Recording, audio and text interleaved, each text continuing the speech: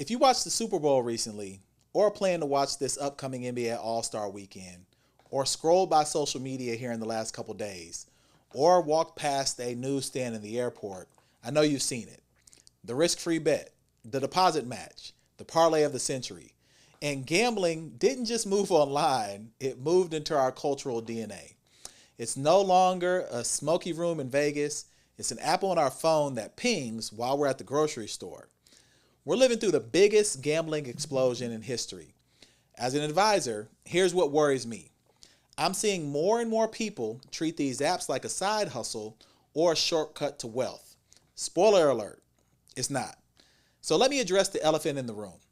Some people, myself included, maybe a few people you know, look at that $5 parlay and think, if this hits, I'm finally ahead. Now look, I love an underdog story. But sites like DraftKings, FanDuel, and BetMGM aren't multi-billion-dollar companies because they're in the business of giving away money. Math doesn't lie. They're in the business of probability. If you've ever heard of the house edge, it's a built-in tax on your hope.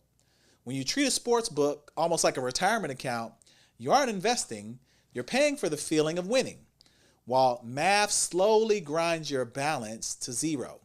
So why is it hard to stop? Because these apps are masterpieces of engineering.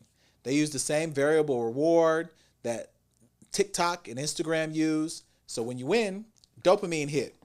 When you almost win, believe it or not, even a bigger dopamine hit. We call this the near miss. And it's designed to think every day that you're just one adjustment away from being big. But let's be real.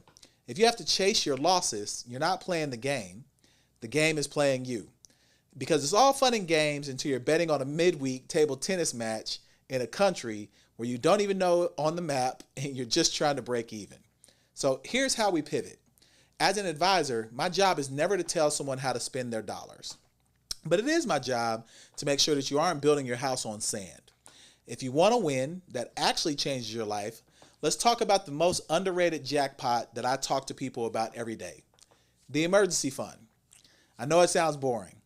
It doesn't come with flashy graphics or a celebrity spokesperson, but having 3 to 6 months of savings in a high yield savings account is really a bet where the odds are 100% in your favor. When your car breaks down or life throws you a curveball, that savings account is your win.